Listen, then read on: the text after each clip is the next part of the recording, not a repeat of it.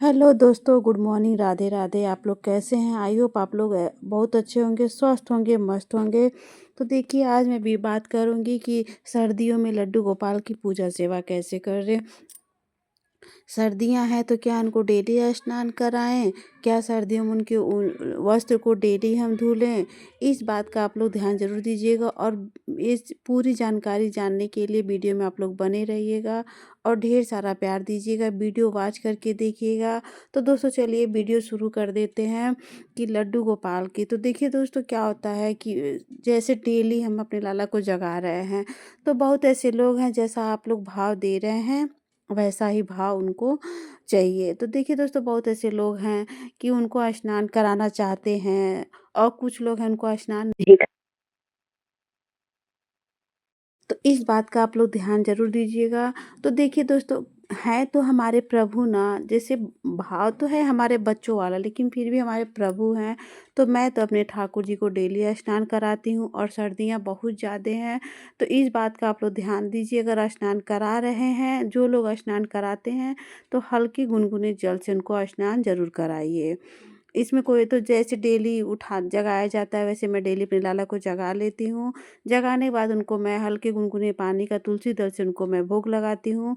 जैसा सब लोग अपना-अपना नियम होगा, कोई दूध से भोग लगाता है, कोई गुड़ से भोग लगाता है, तो जो जैसा कर लेता है, वो अपने सेम वैसे ही करना रहता है। सिर्फ़ क्या होता है कि बस जो जल रहता है गुनगुना रहना चाहिए। तो उनके उनके हल्के गुनगुने जल जो रहता है, उसमें से उनको मैं भोग लगाती हूँ। फिर उनको उठा के मैं थोड़ा देर लाड प्यार करके बैठा देती हूँ। बैठाने के बाद फिर मैं और तैयारी तब तक मैं कर लेती हूँ। उनको कौन-सा वस्त्र, क्योंकि ठंडी है, तब तक उनको कंबल से मैं ओढ़ा के बैठा देती हूँ। और कंबल का यूज़ कर मोटे रज़ाई का यूज़ करिए, क्योंकि सर्दी बहुत ज़्यादा है। तो इस बात का आप लोग ज़रूर ध्यान दीजिए अपने ठाकुर जी को। तो उसके बाद देखिए दोस्तों, उनको जगा के मैं बैठा दूँगी। फिर उनके सारे वस्त्र मैं निकाल के रख लूँगी और उनको फिर उनके स्नान की तैयारी मैं कर लूँगी। तो एक अलग से पात्र लेके चंदन से स्वास्तिक बना के फिर मैं उनको स्नान कराऊँगी। तो स्नान में तुलसी दल होना तो बेहद ज़रूरी है। वैसे सर्दियाँ हैं, बहुत ज़्यादा सर्दियों के कारण इस समय तुलसी जी सूख जा रही हैं। तो तुलसी भोग कैसे, मतलब भोग में तुलसी जी होना ज़रूरी है। तो हम लोगों को इस बात का ध्यान देना है कि हम लोग तुलसी जी की जो लकड़ी रहती है, उसको भी अपने लड्डू गोपाल के पास रखे रहना है। तो हमारे ठाकुर जी भोग को ग्रहण कर लेंगे। उसके बाद हम उनको स्नान कराएँगे और उनको अच्छे से इनको साफ़ कर लेना है। अच्छे से टॉवल से इनको पोंछ लेना है, इनको अच्छे से सुखा के, अगर आप लोग दे सकते हैं तो हल्के गुनगुना, अगर कोई इत्र है तो करिए, नहीं तो हल्के गुनगुने घी से इनकी मालिश आप लोग ज़रूर करिए। अगर सुबह कर ले रहे हैं तो सुबह में भी कर दीजिए, नहीं तो रात को सोने के टाइम में घी से मालिश ज़रूर करिए। इससे क्या होता है कि शरीर में गर्माहट आती है और हमारे ठाकुर जी को बहुत अच्छा लगता है और आनंद प्रदान होता है, आनंद प्राप्त होता है। जैसे हम अपने बच्चों को मालिश करते हैं ना, स्नान कर लिए तो उसके बाद मालिश करना, तो वैसे बहुत अच्छा लगता है, बच्चे कितने प्रसन्न होते हैं।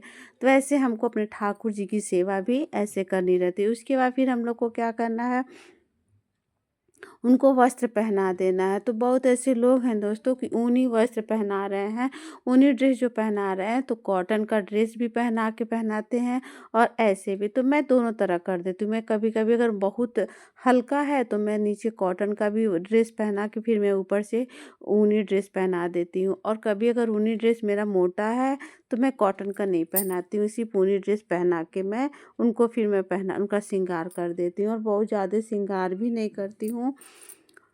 क्योंकि वैसे ही ठंडी है और उनको फिर शॉल से मुझे ढकना रहता है। शॉल से मैं पहनाने के बाद फिर उनको मैं शॉल से ढक देती हूँ। शॉल से ढक के फिर मैं उनको अपने उनके आसन पे मैं विराजमान कर देती हूँ। क्योंकि दोस्तों, ठंड बहुत ज़्यादा है और इस बात का आप लोग ज़रूर ध्यान दीजिएगा कि ठंड में ठाकुर जी की सेवा भी विशेष रूप से करनी रहती है। हम लोगों को आलस बिल्कुल भी नहीं करना है। तो देखिए क्या है कि उनको ढक के रखना है।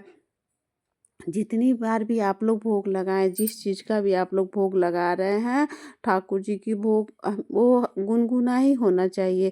कोई भी चीज़ का आप लोग भोग लगा रहे हैं, अगर तिल का भोग लगा रहे हैं, तो जो जल है वो गुनगुना होना चाहिए और जल को भी हम लोगों को चेंज करते रहना चाहिए।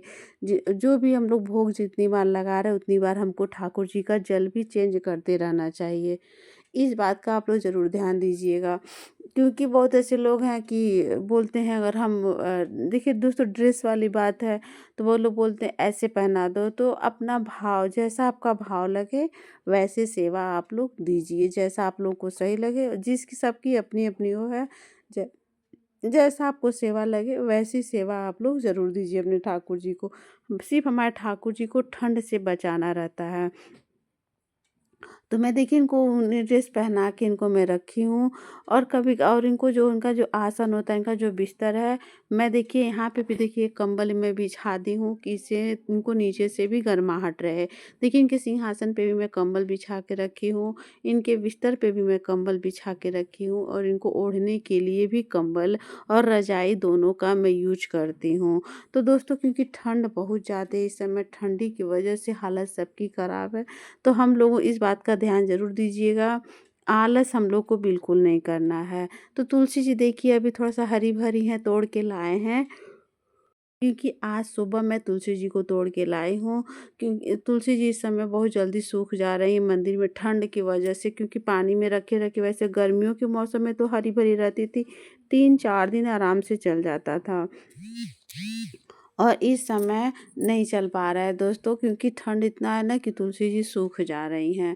तो आज मैं अभी 2 दिन तो तुलसी जी थी ही नहीं मेरे मंदिर में, तो उसकी लकड़ी मैं रखी थी फिर अपने ठाकुर तो देखिए अभी हैं तो कितना अच्छा लग रहा है ना तुलसी जी, मतलब बिना तुलसी जी का सच में मंदिर सूना-सूना लगता है।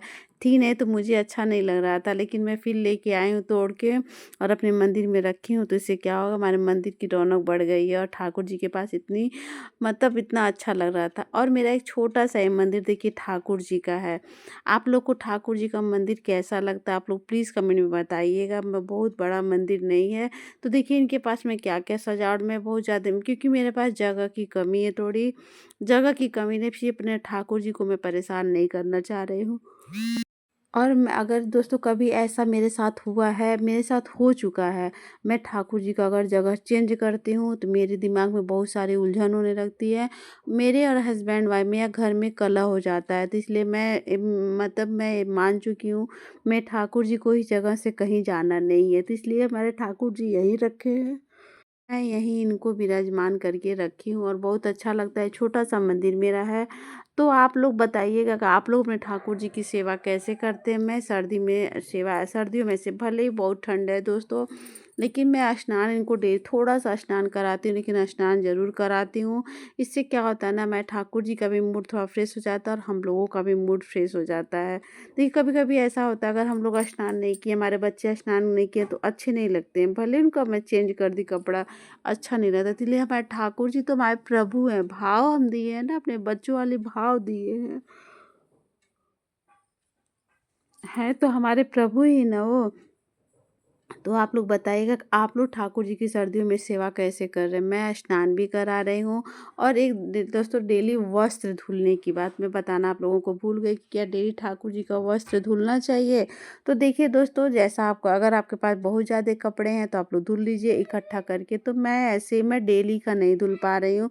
जो बहुत हल्का है मैं धुल दे रही हूँ, बहुत जो मोटा है, मैं अगर बहुत वो गंदा हो जाता है, उस पे चंदन लग जाता है या रोली लग जाता है, तो मैं उसको धुल देती हूँ, नहीं तो मैं बहुत डेली धुल नहीं, और इकट्ठा करके 3-4 इकट्ठा हो जा रहा तो फिर मैं धुल के उसको तब मैं हवा में थोड़ा डाल, क्योंकि इस समय धूप तो हो नहीं रहा है, कपड़े सूख नहीं रहे, बहुत ज़्यादा परेशानियाँ हो रही हैं।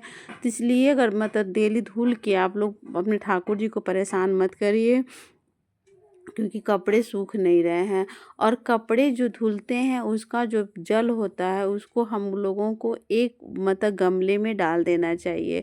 जब भी कपड़े धुलिए तो अधिकतर मतलब मैं अपना कपड़ा जब ठाकुर जी का धुलती हूँ तो अपने किचन में धुलती हूँ।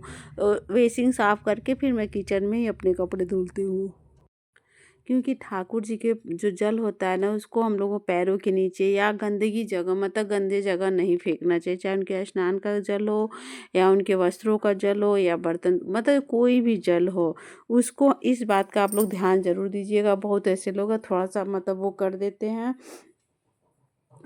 तो मैं आज वीडियो लेके आई थी सर्दियों में ठाकुर जी की सेवा कैसे करें, क्या डेली इनको स्नान कराना चाहिए। वीडियो आप लोगों को कैसा लगा कमेंट में ज़रूर बताइएगा। उम्मीद है वीडियो आप लोगों को बहुत अच्छा लगा होगा, तो वीडियो को लाइक और सब्सक्राइब करना बिल्कुल नहीं भूलिएगा।